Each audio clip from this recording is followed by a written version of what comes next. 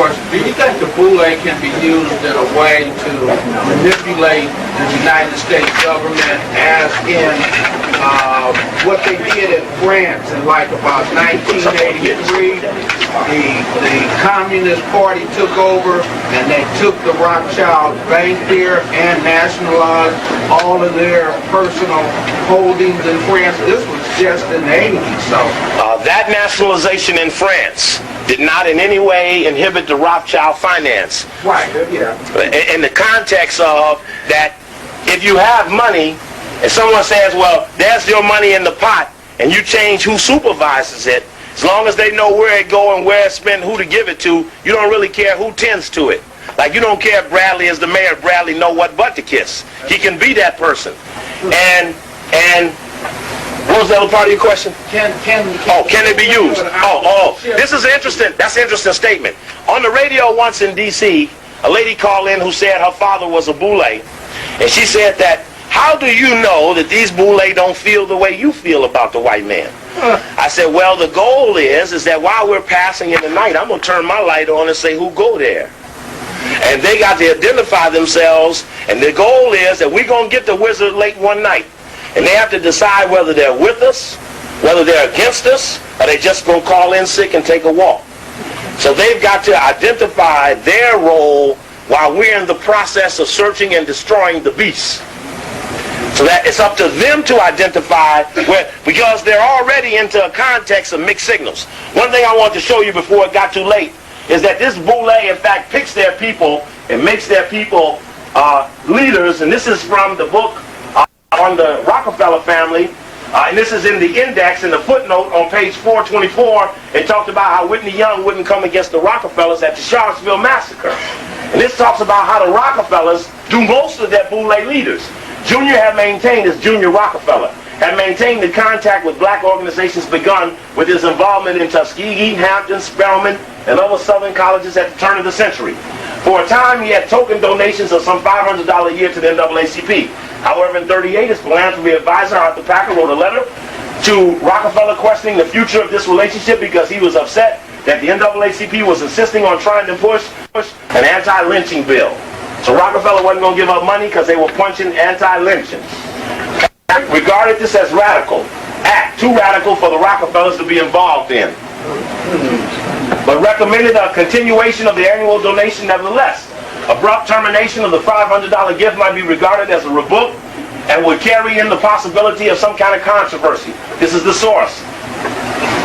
At the same time, as NAACP filed Rockefeller Family Archive. At the same time, he was concerned about the radical program of the NAACP.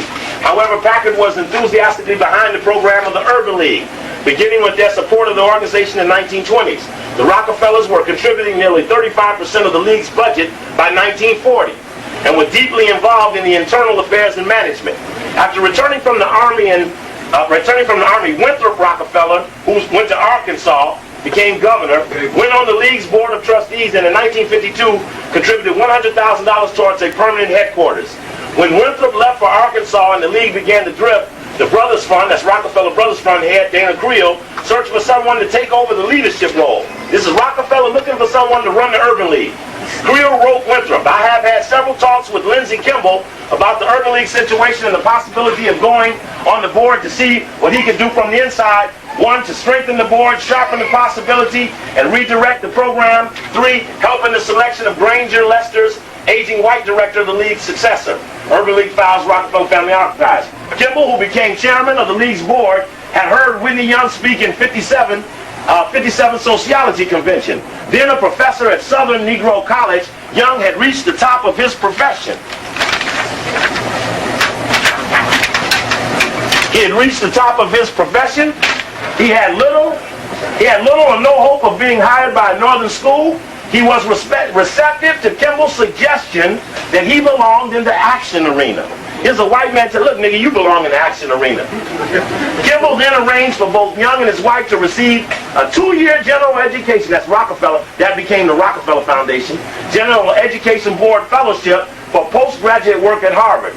Meanwhile, he persuaded Granger to step down, softened the blow by a grant for a 2-year traveling fellowship from the Rockefeller Foundation, With Granger out of the picture, Kimball installed Young as Urban League's executive director. It says, in the next decade, Young, who had joined King, Wilkins, and Farmer as the movement's big four, would raise the league's budget from $325,000 to $6 million, making it the country's blue chip civil rights organization.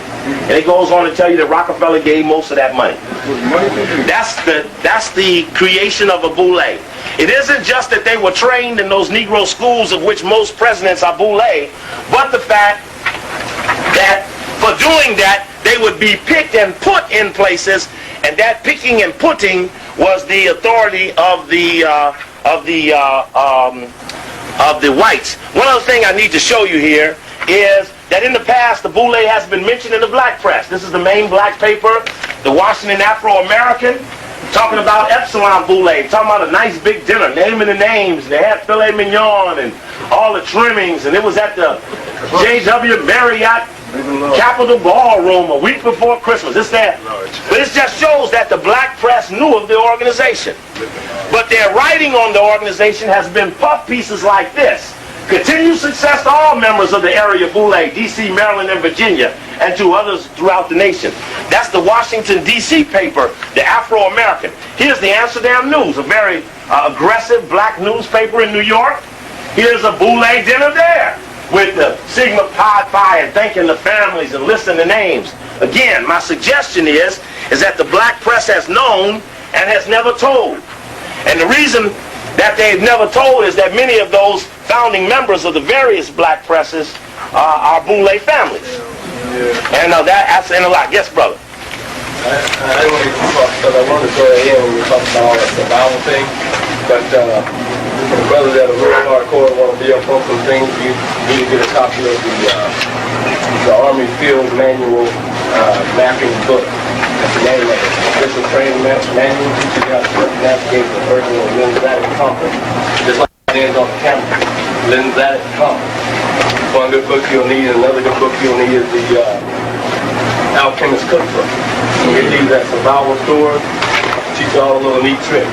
These are the particular tools that all the mercenary groups throughout the world train with. The reason they use the Army Field Manual and Map and Contour book is that that's the thing. Because U.S. Army's been at it a while, and that's the best book you can get on the subject. Also, they have these urban guerrilla units out in their base of operation out here in Monterey, California. That's the U.S. Army. These boys didn't come out doing the black. They wear black suits, black berets, and they're kind of action. You know, that 3510 is not there. You know, that neat cut military look. Matter of fact, it's tall to look relaxed, not the shades and all that. But they want to use them during the day. They got to. They're not military personnel. Right. All spook units. And I can show you that that those various units are being told now to move into communities. They're taking simple positions as grocery store baggers, crossing guards, traffic coordinators. And I'm going to tell you something. Just yesterday, for the first time, I saw one of them damn streets with them cameras over the intersection.